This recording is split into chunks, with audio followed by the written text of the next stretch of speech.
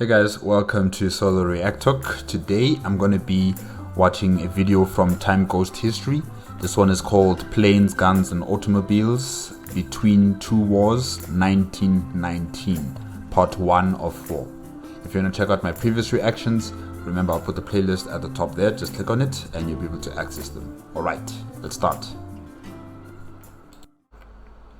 Okay, 3, 2, 1, go. 1919, Part 1. In 2018, there are still people alive who were born in 1919 or even earlier. And yet, this was such a different world that it almost defies imagination. Mass communication was only through printed newspapers. There wasn't even radio with sound. The majority of people alive hadn't ever seen, let alone sat, in a car. In January of 2018, more than 3.8 million commercial flights took to the skies. The same month, 99 years earlier, it was zero. Regular passenger airlines did not even exist yet. In 1919, though, all of those things were about to change, and change quickly.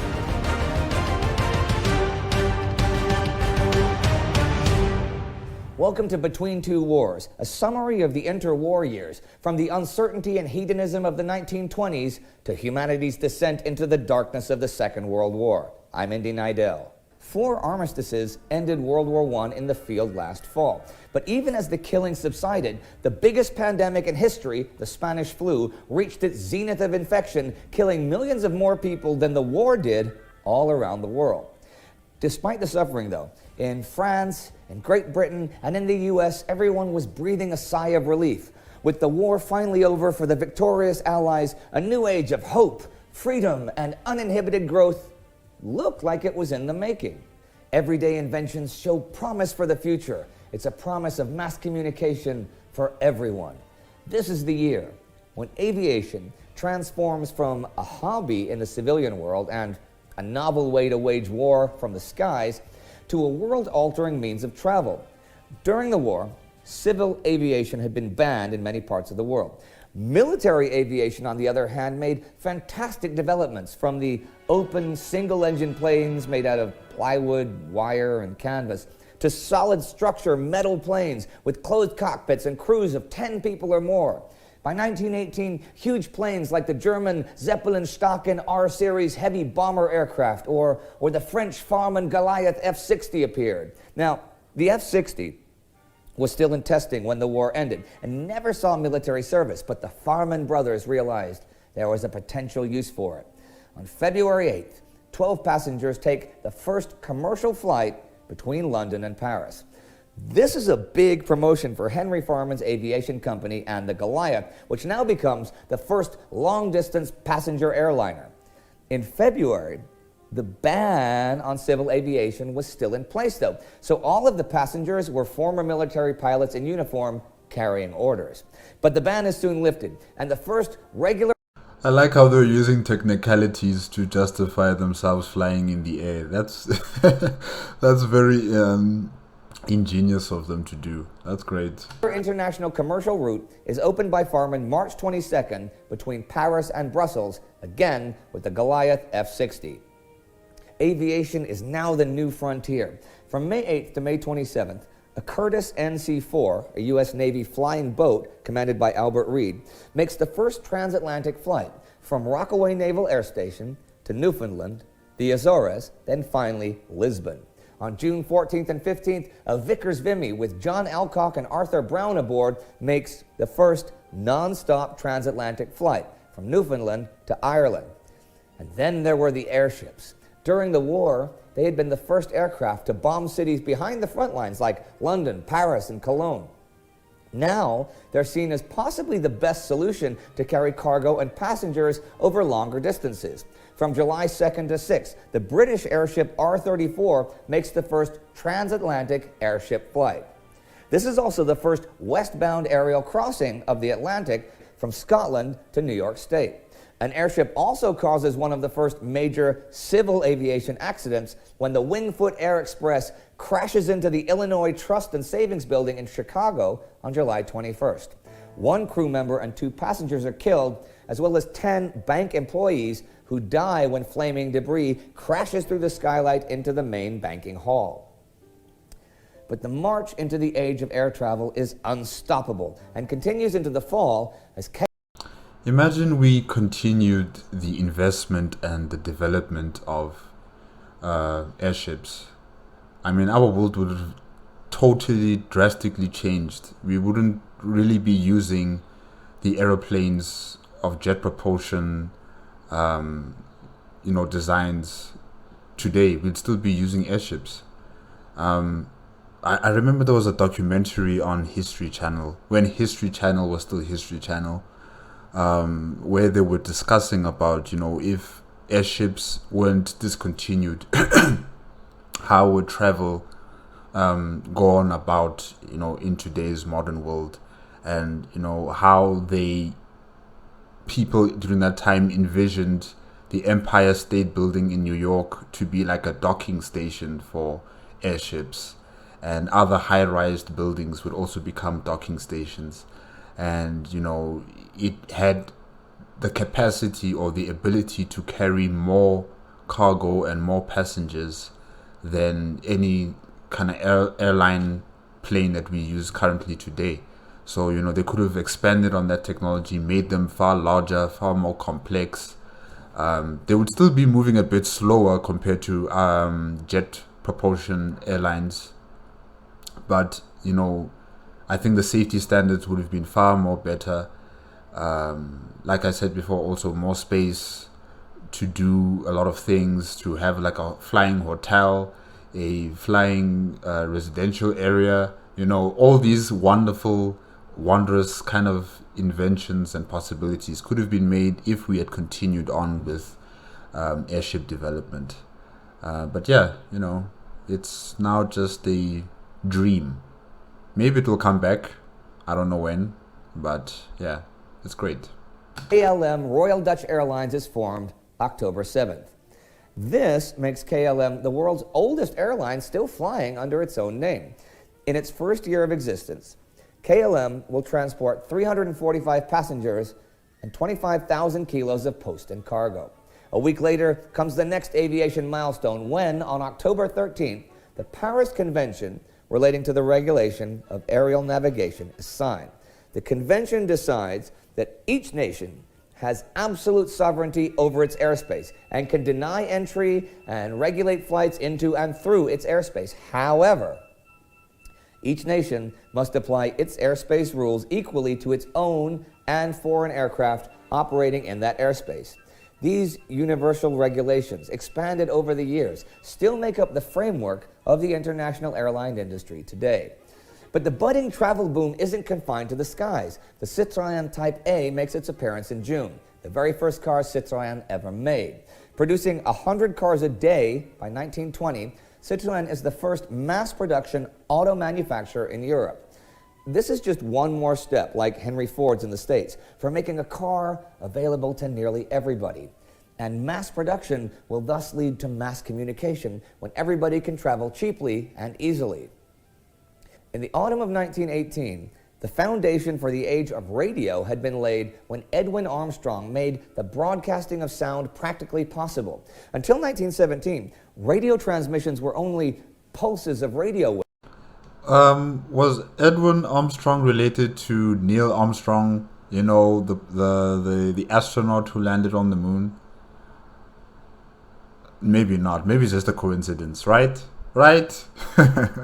And communication was possible only via Morse code using spark transmitters. This was only on a single frequency and was interpreted electromagnetically. The next step was sending on two frequencies at the same time and switching between them. Now, this did not allow you to transmit voice, but it did allow the receiver to turn Morse code into beeps and buzzes, which you could listen to with headphones, which is a great advantage if you're being shelled during wartime. The first receiver that interpreted the switching frequencies as sound waves was the heterodyne receiver, but it was very weak and not very versatile. So the quest began for the super heterodyne receiver. The basic scheme for such circuits was patented in 1917 by Frenchman Lucien Levy for encoding messages during the war. Then, in December 1918, Armstrong patented his circuit, which significantly boosted signals and interpreted sound in the full range of human hearing. his super heterodyne circuit could be tuned by tuning a single knob, and radio as we know it was born. This year in 1919, the radio takes the next step on its way into the living rooms of the world. In early 1919, the British Marconi Company sends a combination desk and vacuum tube radio transmitter to the Canadian Marconi Company building in Montreal. This set is a two-way radio telephone and also a long-distance transmitter. British Marconi has the idea that this war surplus set could be used in the Canadian paper industry for communication between mills and offices. So its early tests are point-to-point communication, with engineers repeating simple phrases and pausing to see if there were any answers coming. Thing is, the engineers got bored of the repetitive work and began playing gramophone records for their tests. This soon got the attention of local amateur radio enthusiasts who enjoyed hearing the music better than the usual Morse code. This fall, Canadian Marconi formed Scientific Experimenter Limited to sell radio equipment to amateurs. And on December 1st, XWA in Montreal, the call letters used by Canadian Marconi, becomes the first public radio station in North America to go on the air. It would be several more months, though, before any documented entertainment broadcasts to a general audience would happen. And even though the Great War is over, military technology continues to make leaps and bounds. On February 4th, Browning is awarded the patent for the M1919 30 caliber machine gun. Eventually, 5 million M1919s will be produced by the end of World War II. With its characteristic cheese grate cooling guard around the barrel, this iconic weapon continues to see action on the battlefields of the world to this day. Also this year, John Thompson finalized... To this day, like 2022?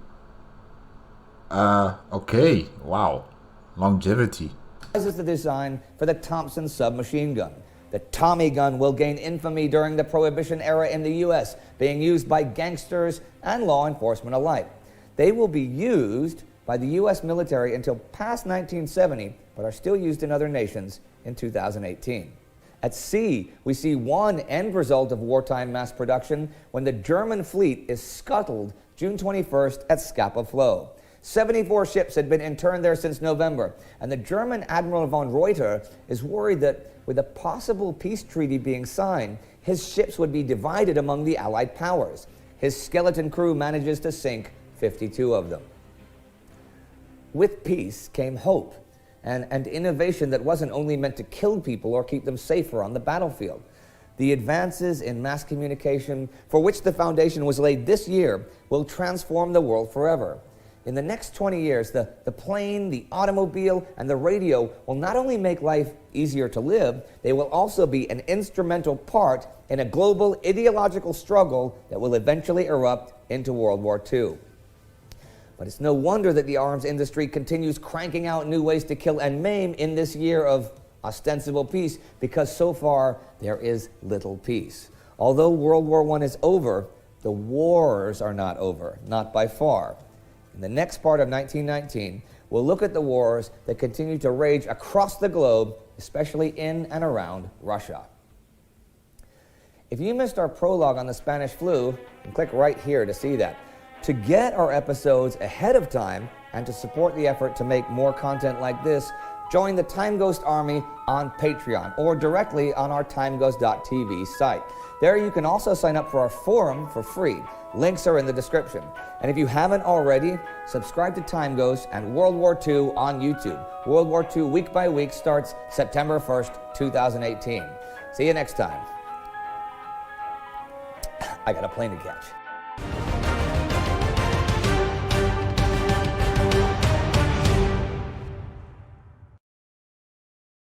Well guys, that was Planes, Guns and Automobiles Between Two Wars 1919, part 1 of 4 by Time Ghost History.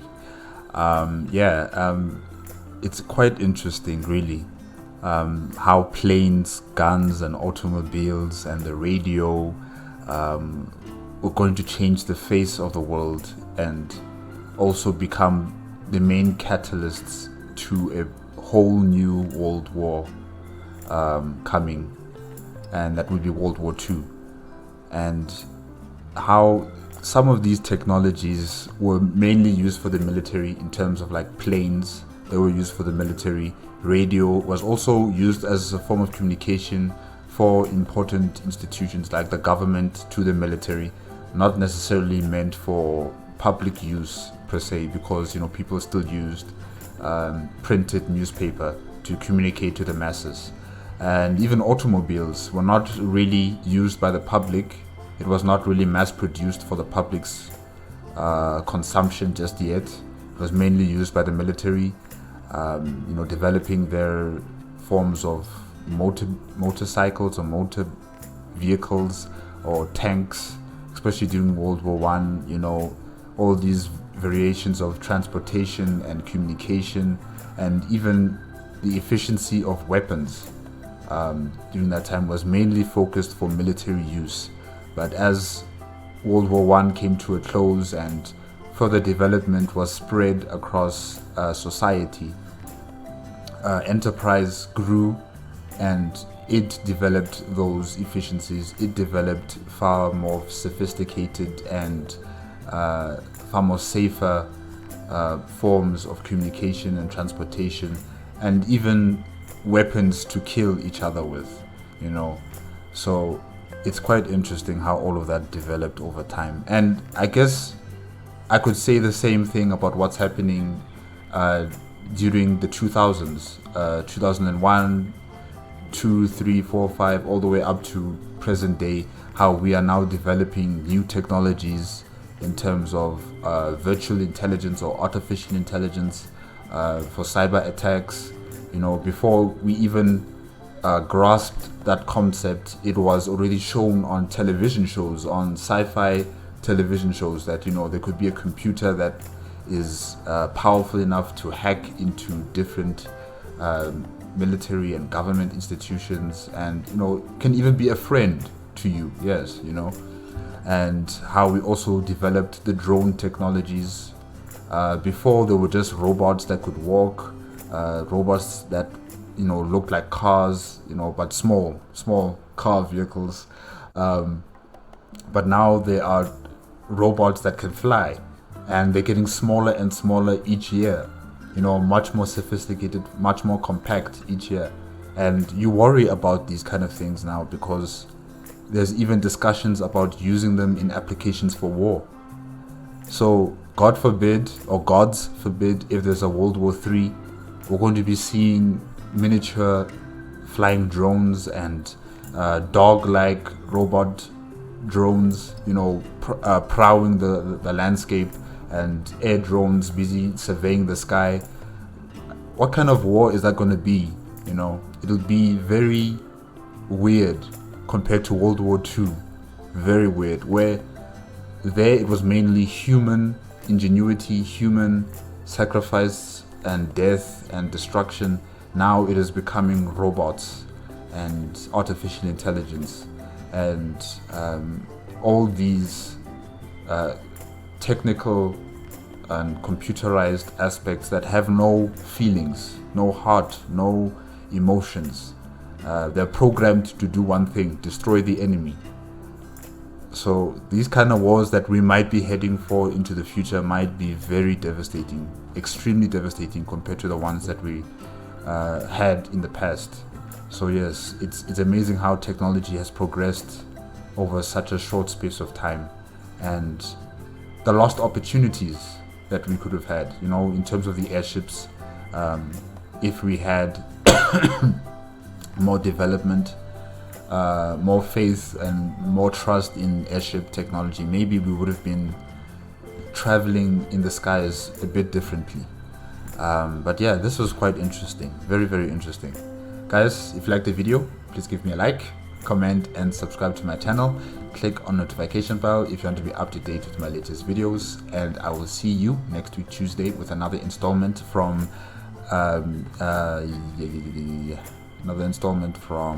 Time Ghost History. Okay, that's it. Bye bye.